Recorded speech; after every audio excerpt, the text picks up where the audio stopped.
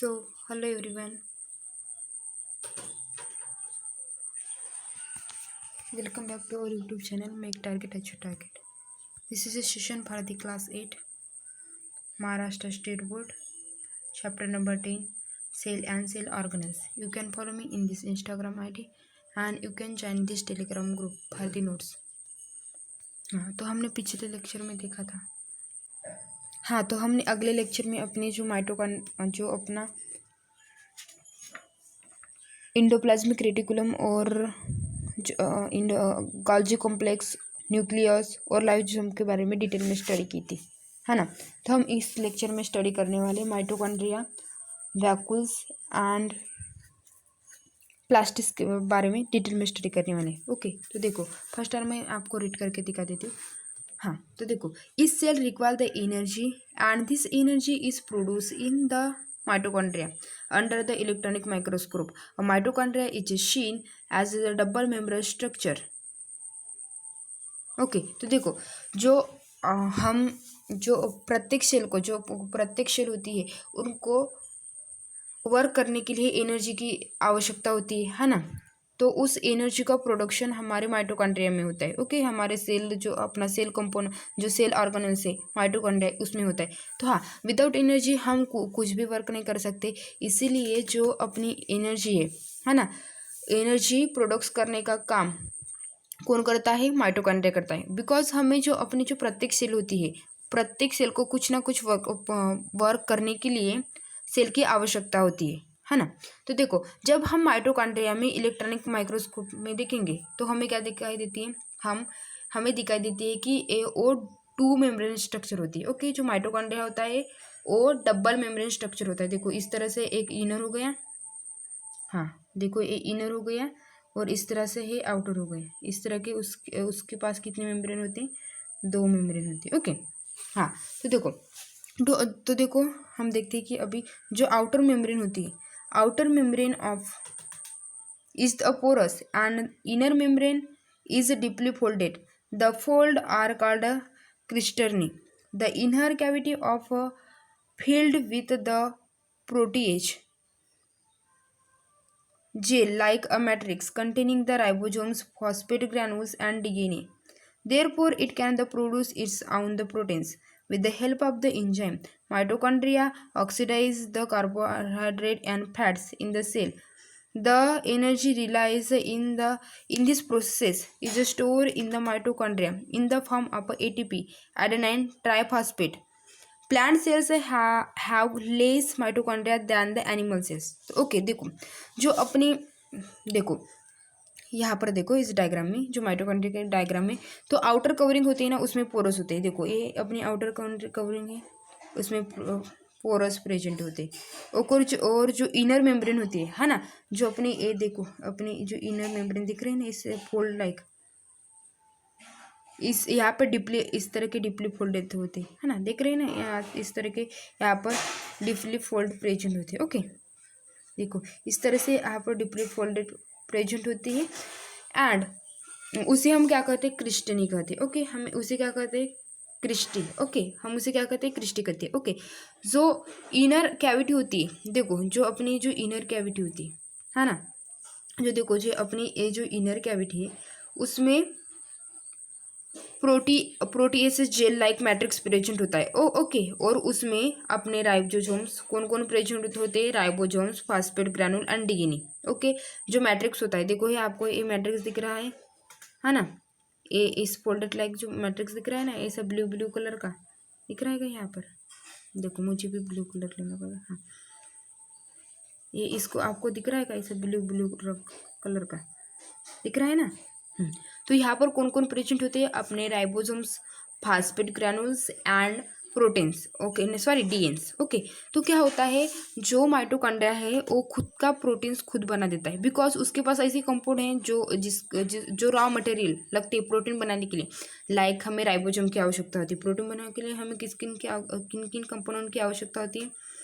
Ribosomes हो गए, ribosomes, phosphate ग्रानुल्स and DNA की आवश्यकता है। तो वो ऑलरेडी प्रेजेंट है माइटोकॉन्ड्रिया में। इसी की हेल्प से वो अपना क्या बना लेता है? प्रोटीन, खुद का प्रोटीन खुद बना लेता है। ओके, कौन? Mitochondria. Okay, you are understand. Okay, the enzyme, जब देखो माइटोकॉन्ड्रिया क्या करता है, ऑक्सीडाइज करता है। ओके, कौन किस किस का ऑक्सीडाइज करता है, कार्बोहाइड्रेट एंड फैट्स का।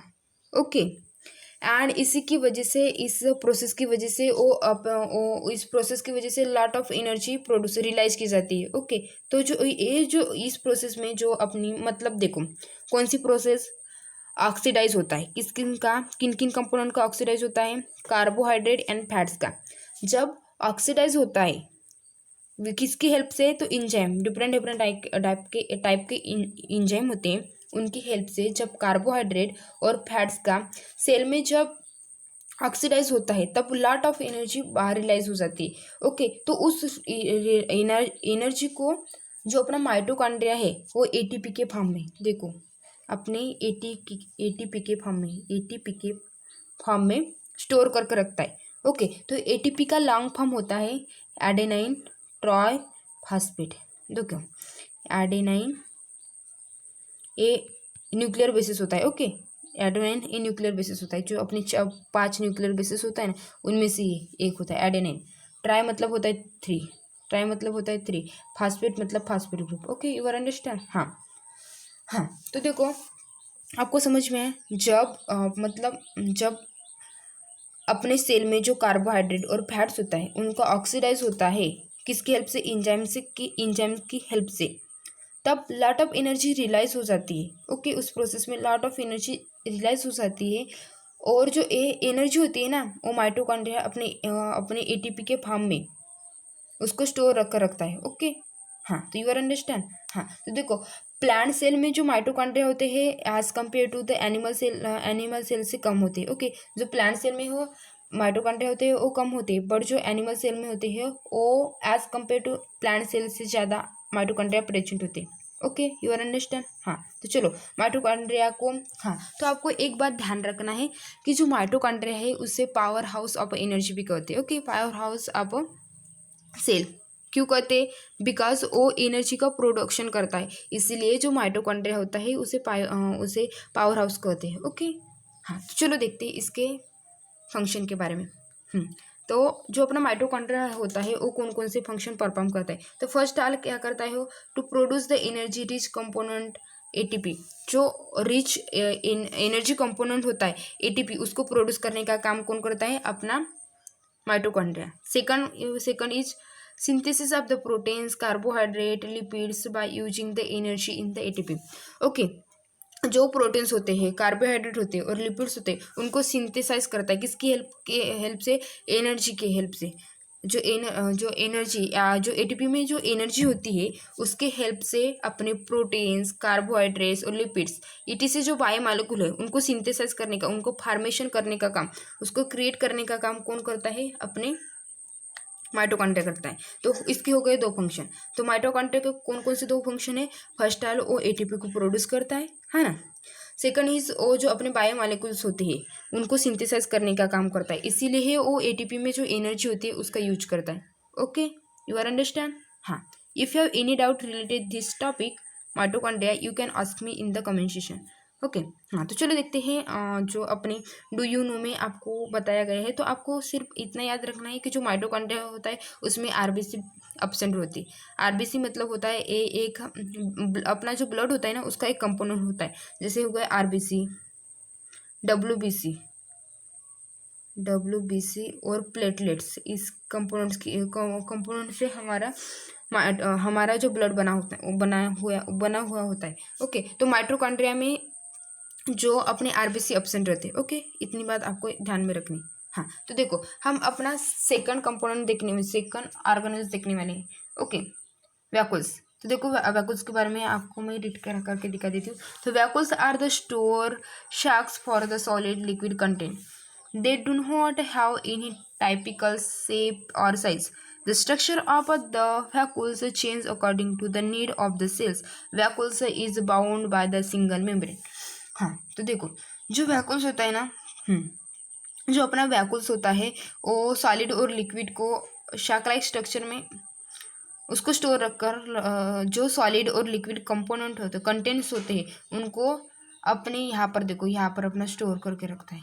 यहाँ पर सॉलिड और लिक्विड जो कंटेंट होते हैं उनको यहाँ पर स्टोर करने का काम कौन करता है अपना, बताओ जल्दी जल्दी, वैक्यूल्स। ओके हाँ, तो वैक्यूल्स क्या करता है, जो अपने सॉलिड और लिक्विड कंटेंट होते हैं उनको शाक लाइक उनको स्टोरेज करने का काम कौन करता है, अपना वैक्यूल्स करता है। ओके, तो देखो गाइस, जो वैक्यूल्स होता है ना, उनको डेफिनेट शेप नहीं होता और उनको साइज भी नहीं होता, मतलब वो कभी भी बड़े हो सकते हैं, कभी छोटे हो सकते हैं। देखो कहाँ कौन कौन से सेल में बड़े होते हैं, कहाँ पर छोटे छोटे होते हैं, इस तरह के। तो इसका कोई भी शेप नहीं होता और साइज भी नहीं होता।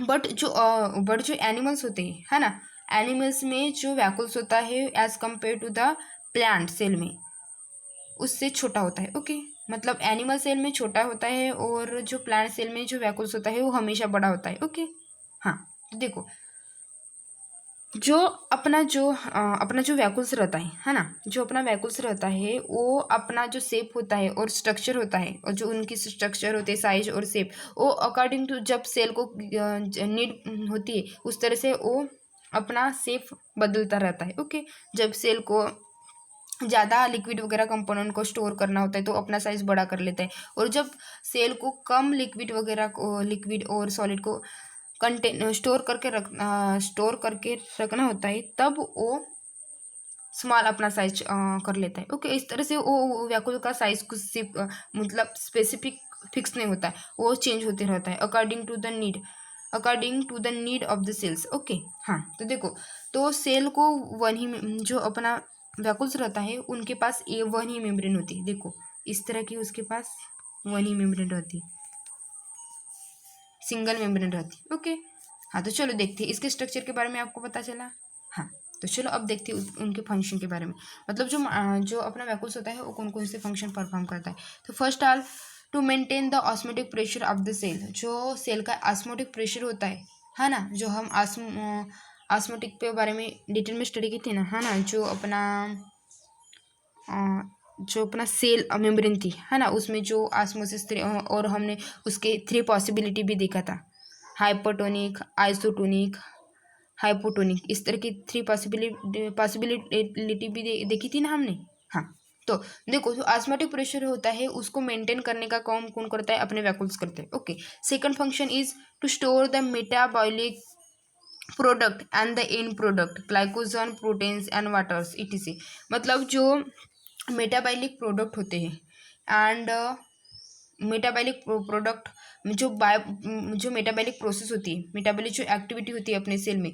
हाँ, तो आपको पता है क्या, जब मेटाबॉलिक एक्टिविटी होती है तब क्या होती है, जो मेटाबॉलिक एक्टिविटी होती है उसमें जो हमको आवश्यक होता है, जो हमारे सेल को नीड होता है, उस मटेरियल को एनर्जी में कन्वर्ट किया जाता है। ओके, और जो हमें आवश्यक नहीं होता है वो बॉडी से बाहर रिलाइज किया जाता है, मतलब वेस्ट मटेरियल। ओके, तो क्या किया जाता है, जो बाय प्रोडक्ट होता है एंड एंड प्रोडक्ट होता है, जैसे कि ग्लाइकोजन हो गया, प्रोटीन्स और वाटर हो गया, उसको स्टोर करने का काम अपने वैक्यूल्स करते हैं। ओके, ये हो गया उनका सेकंड फंक्शन, इनका वैक्यूल्स का। ओके, अब देखते हैं हम थर्ड उनका फंक्शन कौन सा होता है। अब हम देखते हैं उनका थर्ड फंक्शन कौन सा होता है। तो देखो थर्ड फंक्शन होता है, in the animal cell they is the store waste product and the food in while in the amoeba is store food before the digestion. मतलब देखो जो एनिमल सेल होती है, जो सेल में जो वैक्यूल्स होता है वो वेस्ट प्रोडक्ट एंड फूड को स्टोर करने का काम करता है। जो अपनी एनिमल सेल में जो वैक्यूल्स होता है वो वेस्ट प्रोडक्ट एंड फूड को स्टोर करने का काम करता है। बट जब जो अमीबा होता है ना, जो अपना अमीबा जो यूनिसेलर होते हैं उनके पास एक ही सेल प्रेजेंट होती है, वो उनमें जो फूड होता है ना, वो जो फूड होता है उसको डाइजेशन के पहले ही उसको स्टोर किया जाता है फूड को, अन्यथा और बाद में उसको निकाला जाता है ना। ये उसका सेकंड फंक्शन हो गया। कहाँ पर, ये अमीबा में, मतलब यूनिसेलुलर ऑर्गेनिज्म में ऐसा होता है कि जब डाइजेशन के पहले ही फूड को स्टोर किया जाता है, जो वैक्यूल्स होता है वो डाइजेशन के पहले ही फूड को स्टोर करता है, अन्यथा बाद में डाइजेशन होने के बाद after the digestion he it can not store the food. Okay, in the vacuoles. Okay, तो वैक्यूल्स में उस समय फूड बिल्कुल भी स्टोर नहीं किया जाता है। किस समय? जब डाइजेशन होता है तब। ओके, डाइजेशन होने के बाद। हाँ, तो देखो अपना फोर्थ पॉइंट है, अपना फोर्थ फंक्शन है, in the plant cell the vacuoles are full of the cell shape and provide the turgidity rigidity to the them. मतलब जो प्लांट सेल में जो वैक्यूल्स होता है वो बहुत बड़ा होता है ना, as compare to the animal cell में। वो तो इसका वर्क कौन सा होता है? जो प्लांट सेल में जो वैक्यूल्स होता है उसका वर्क होता है कि जो अपने सेल से जो अपने सेल से उसको टर्जिडिटी रिजिडिटी प्रोवाइड करने का काम अपना जो अपना वैक्यूल्स करता है। कहाँ पर? तो अपना प्लांट सेल में। Okay, you are understand? हाँ, तो हमने अभी तक देखा कि हमने माइटोकॉन्ड्रिया और वैक्यूल्स के बारे में स्टडी की है। अब हम देखते हैं प्लास्टिड के बारे में। ओके, जो प्लास्टिड होता है वो एग्जैक्टली क्या होता है? ओके, हाँ, what are the plants leaves the green and flower red, yellow, orange or blue. The organelles which give such the color is the present only in the plant cell. It is called a plastid. Plastid have double membrane and are of the three types. यहाँ पर to नहीं आएगा, three आएगा। Three types की होती है जो plastid होते हैं, वो थ्री टाइप्स के होते हैं। तो देखो जो फर्स्टली यार देखो जो प्लास्टिड होता है, जो प्लास्टिड होता है वो अपना एनिमल सेल में प्रेजेंट नहीं होता। ओके, वो only and only plant cell में प्रेजेंट होता है। तो आपको कभी क्वेश्चन नहीं आता है क्या? जब हम फ्लावर वगैरह देखते हैं, है ना, जब हम फ्लावर देखते हैं, फूड देखते हैं, उनको डिफरेंट डिफरेंट प्रकार का कलर होता है। कब जो अपने देखा होगा, जो अपना सनफ्लावर होता है उसका येलो कलर होता है, और जो अपना रोज़ होता है, रोज़ के तो बहुत प्रकार होते हैं। रोज मतलब येलो हो गया, पिंक, बहुत सारे कलर के रोज होते हैं, है ना। तो इनको ऐसा क्यों कलर क्यों आता है? ये क्वेश्चन आपके दिमाग में कभी आया है? हाँ, तो आया होगा तो अच्छी बात है, नहीं आया होगा तो देखो इसका रीजन क्या है। तो देखो जो अपने प्लांट सेल जो अपने प्लांट होते हैं, प्लांट सेल में जो अपना प्लास्टिड होता है वो इस तरह के कलर प्रोवाइड करने का काम करता है। ओके, हाँ, तो देखो ये फर्स्टली तो एनिमल में प्रेजेंट नहीं रहता, only and only plant cell में प्रेजेंट रहता है जो प्लास्टिड होता है अपना। हाँ, तो plastid have the two membrane रहती है। प्लास्टिड को कितनी मेम्ब्रेन रहती है? टू मेम्ब्रेन रहती है, एक इनर एंड एक आउटर। ओके, हाँ, तो जो प्लास्टिड होता है ना उसके थ्री टाइप्स होती है। तो देखो हम देखते हैं कि उसके कौन कौन से थ्री टाइप्स होते हैं। First is leucoplast, second is the chloroplast, second is the chromoplast and third is the chloroplast. Okay, हाँ, तो देखो जो अपना ल्यूकोप्लास्ट होता है ना, जो अपना ल्यूकोप्लास्ट होता है तो उसे बिल्कुल भी कलर नहीं रहता है। मतलब जो ल्यूकोप्लास्ट होता है ना वो डिफरेंट डिफरेंट प्रकार के जो अपने फूड होते हैं, लाइक स्टार्च हो गया, ऑयल्स हो गया एंड प्रोटीन्स, उनको स्टोर करने का और सिंथेसिस करने का काम ल्यूकोप्लास्ट करते हैं। तो ल्यूकोप्लास्ट होता है जो बिल्कुल उसके बिल्कुल भी कलर नहीं होता है। ओके, हाँ, तो देखो और जो अपना सेकंड है जो अपना क्रोमोप्लास्ट होता है तो वो कलर रेड होता है। मतलब इसी की वजह से जो अपना क्रोमोप्लास्ट होता है, इसी की वजह से अपने जो जो अपने फ्लावर को होता है ना, फ्लावर होते हैं और डिफरेंट डिफरेंट कलर के दिखाई देते हैं हमें, है ना। तो अपना थर्ड हो गया हम थर्ड देखते हैं अपना क्लोरोप्लास्ट। तो क्लोरोप्लास्ट होता है, तो जो अपना थर्ड टाइप होता है क्लोरोप्लास्ट। जो क्लोरोप्लास्ट होता है ना उसको हम अपना क्रोमोप्लास्ट में भी कन्वर्ट कर सकते हैं। तो इसका बेस्ट एग्जांपल देखो। ओके, हाँ, तो इसका बेस्ट एग्जांपल देखो, जो अपना टोमेटो होता है ना, जो अपना टोमेटो होता है जब वो मतलब बड़ा होता है तब वो ग्रीन कलर का होता है। ओके, इस तरह का ग्रीन कलर का होता है। बट जो जब वो परफेक्ट हो जाता है तब उसका कलर रेड हो जाता है ना। जो अपना टोमेटो होता है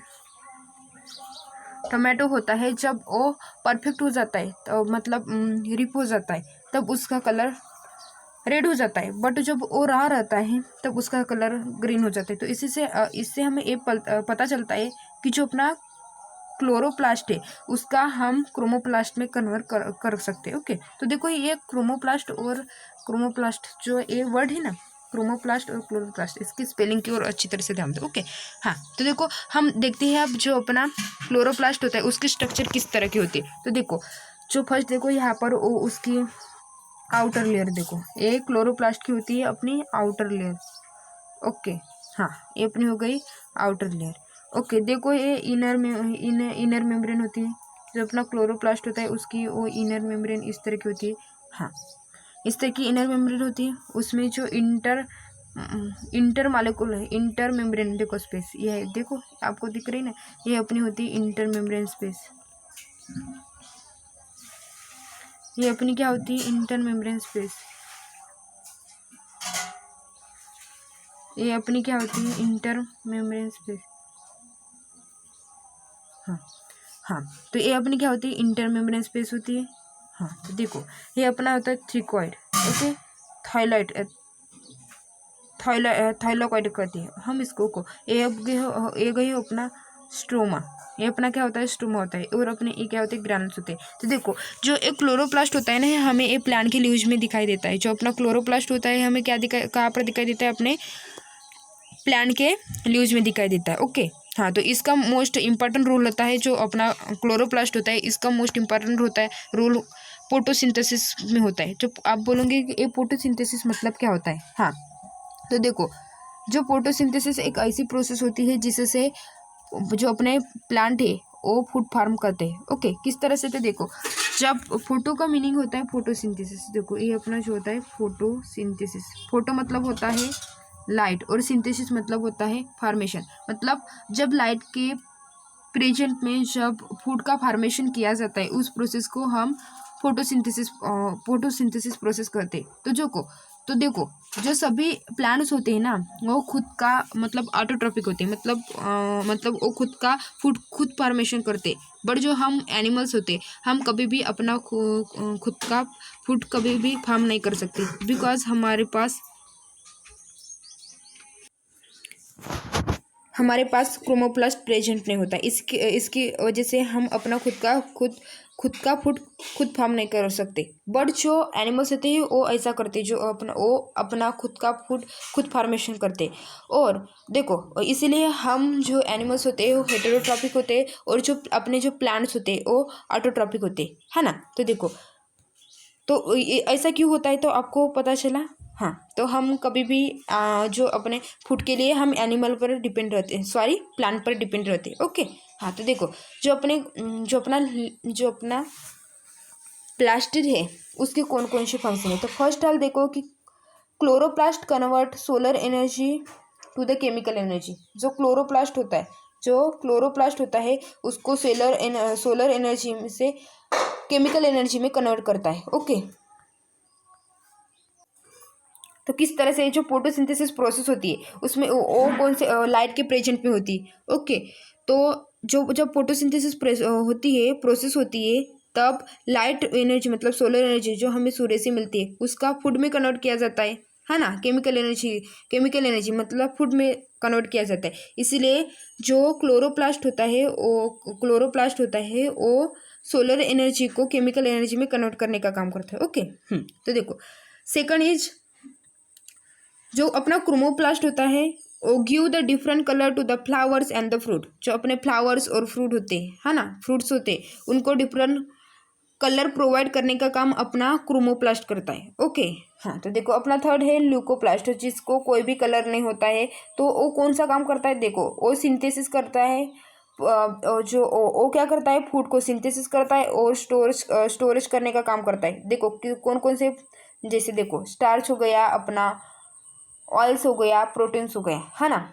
इनको जो अपना ल्यूकोप्लास्ट होता है उनको सिंथेसिस करने का काम करता है एंड उनको स्टोर करने का काम करता है। ओके, हाँ, तो देखो जो माइटोकॉन्ड्रिया होता है एंड प्लास्टिस, जो अपने mitochondria and plastids can the produce the proteins as well as replicate themselves as they have their own DNA and ribosomes। तो देखो जो माइटोकॉन्ड्रिया होता है और जो अपने प्लास्टिड होते हैं, है ना, वो खुद का प्रोटीन खुद फार्मेशन करते हैं और उनको रिप्लिकेशन करने का काम भी करते हैं। रिप्लिकेशन मतलब होना एक वैसा ही नकल, मतलब वैसे जेरॉक्स होती है ना, जैसे जेरॉक्स होती है, जब हमारा जो आधार कार्ड वगैरह होती है उसकी हम जेरॉक्स करते हैं, उसी तरह से जो अपना प्रोटीन्स है उनकी भी जेरॉक्स करने का काम ये अपना माइटोकॉन्ड्रिया और प्लास्टिक खुद ही करते। ओके, तो बिकॉज क्यों करते हैं, बिकॉज उनके पास वैसे कंपोनेंट वहाँ उनके ऑर्गेनेल्स में प्रेजेंट होती है। वैसे डीएनए हो गया और राइबोन्स जो हमें प्रोटीन फार्मेशन करने के लिए सिंथेसिस करने के लिए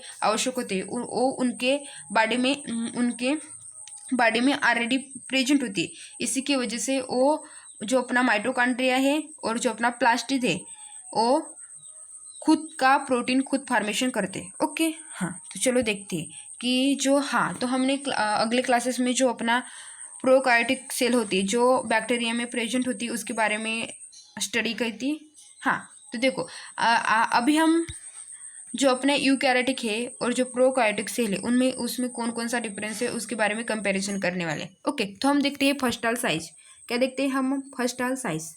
हाँ, तो साइज कितना होता है? जो यूकैरियोटिक सेल होते हैं उनका साइज होता है 5 to 100 माइक्रोमीटर और जो प्रोकार्योटिक होते हैं उनका साइज होता है 1 to 10 micrometre. Okay, third second point is number of chromosome. जो यूकैरियोटिक में है जो नंबर ऑफ क्रोमोसोम होते हैं मोर देन वन, एक से ज़्यादा होती है। जो अपने यूकैरियोटिक क्रोमोसोम होते हैं उसमें वो एक से ज़्यादा होती है। बट जो प्रोकार्योटिक सेल में जो क्रोमोसोम होते हैं वो ओनली एंड ओनली सिंगल होता है। Okay, second nucleus. न्यूक्लियस में जो अपना हमें दिखाई देता है कि न्यूक्लियर मेम्ब्रेन होते हैं, न्यूक्लियोलस होते हैं एंड न्यूक्लियोप्लाज्मा होता है।